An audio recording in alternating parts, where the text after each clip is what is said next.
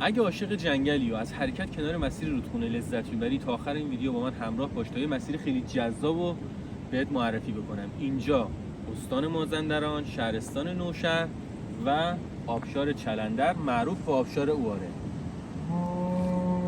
اینجا اول مسیره و تا یه قسمتی ماشین میره تا پای کوه، از یه جایی به بعد دیگه فقط پیاده میشه حرکت کرد.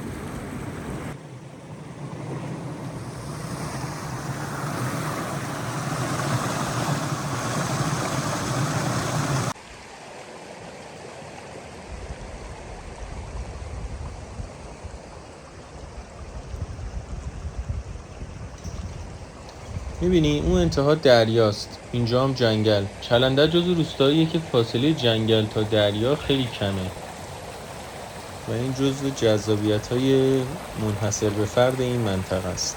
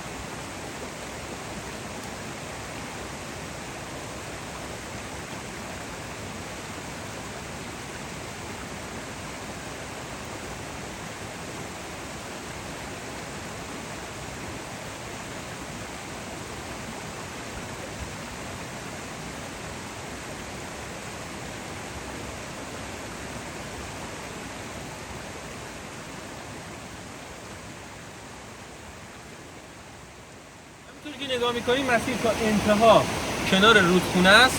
بعضی جاش قراره که از تو آب حرکت کنیم، بعضی جا از کنار رودخونه که بیشتر سعی می‌کنیم از کنار رودخونه بریم.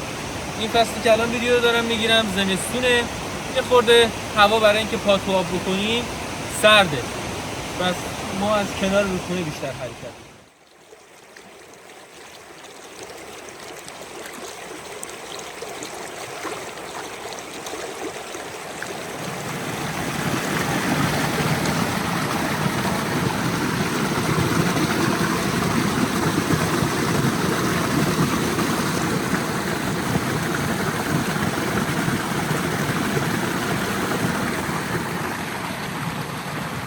این گیاه پرسیاوشانه، یک گیاه داروییه که کنار جیوهای آب در میاد.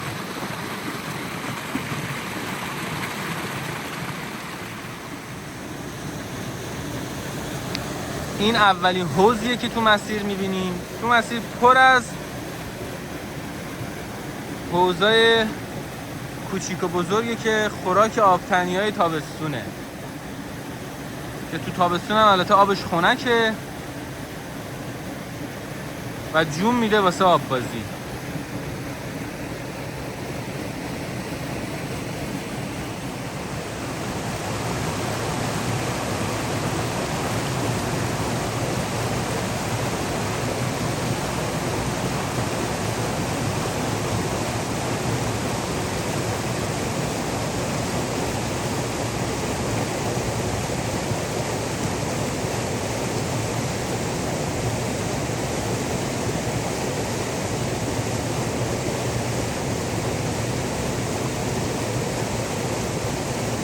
اولی بود که دیدیم با یه فاصله خیلی کوتاه.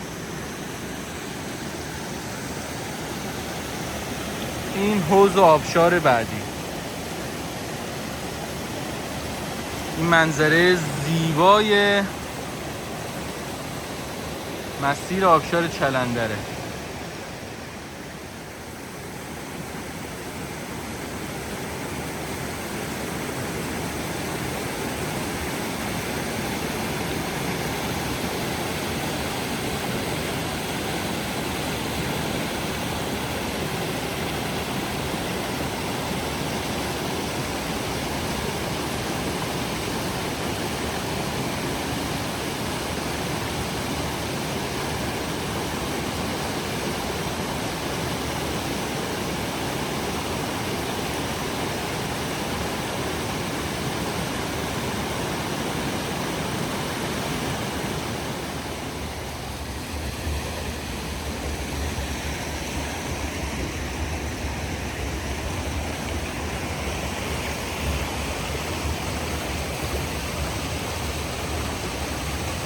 فاصله 20 متر از کوه و